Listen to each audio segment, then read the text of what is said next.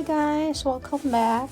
So this is the continuation of the video that I previously uploaded, and here's the medium that I'm gonna use to repot. The first time I'm gonna use charcoal with this. So I also mixed it with perlite, a little bit of moss, and the orchid bark mix that I have here. So I'm gonna try this medium and I'll show you an update if this works or not. And siya nga pala guys, I wanna make a correction. During my previous video while I was unpotting, I did say that there was one that was a hybrid Cattleya, when in fact it was a Dendrobium. It's so easy for me to get confused, especially when with the hybrids, kasi you know the leaves, they look somewhat similar to each other, so I often think that some of them are Cattleyas when in fact they are Dendrobiums, they're hybrids. So yeah, that's that correction on that. So first I'm gonna put pumice stones at the bottom of my pot. These are a little bit heavier than the normal pumice that I use. So these pumice stones will help with the drainage. Plus, it's gonna make my pot stable because it's really light and madali siyang matumba kasi guys.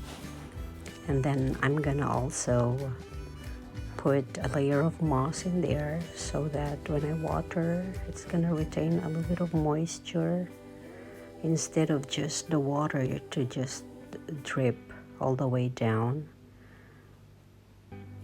This will help my orchid to enjoy a little bit of moisture longer pag may moss.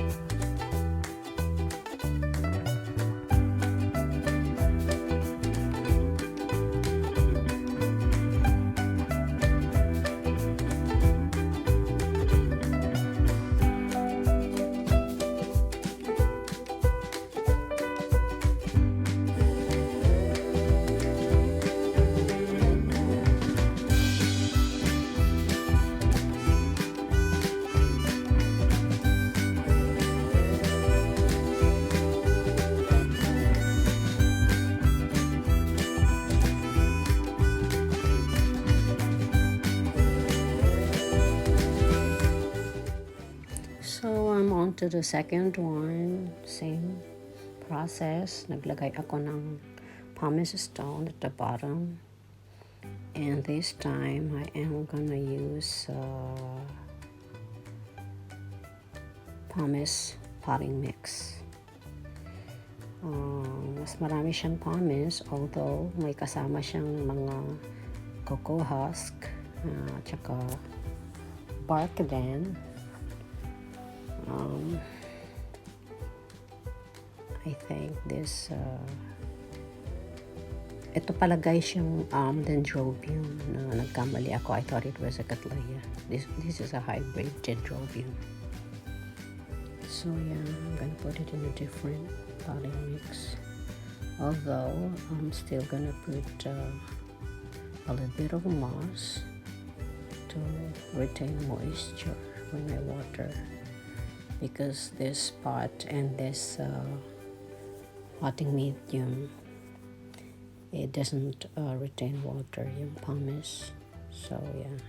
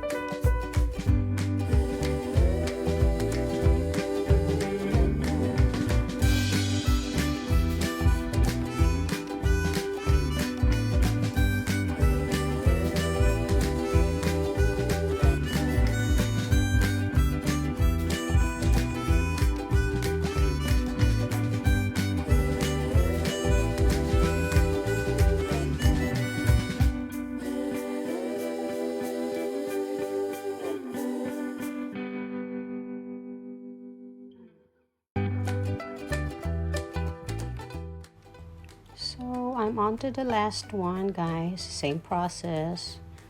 I'm gonna put pumice stones at the bottom and then charcoal. I'm so excited to use charcoal for the first time to my potting media, because charcoal is an excellent potting medium because it eliminates odors, yung mga pangit na amoy, and then it breaks down the buildup of bacteria din. Then it absorbs the salt residue. Yung salt residue po, yun yung mga salt buildup na nangyayari when we fertilize. So, a-absorb din yun ng uling. Therefore, it's gonna reduce the risk of root borne. Tsaka, ang uling po, it also helps repel insects. And it doesn't degrade. So, why not? Kasi sa Pilipinas, uling is very popular with orchid growers. There are orchid growers na puro uling lang ang ginagamit nila. And I think it's because all year round sa Pinas, yung climate kasi is like summer, diba? Humid. But I'm gonna try it here. Although, I don't see the growers here using charcoal as much. So, eto na po sila. Repotting done. And I'm gonna update you guys on how these are progressing on my next video. So, hanggang dito na lang, guys.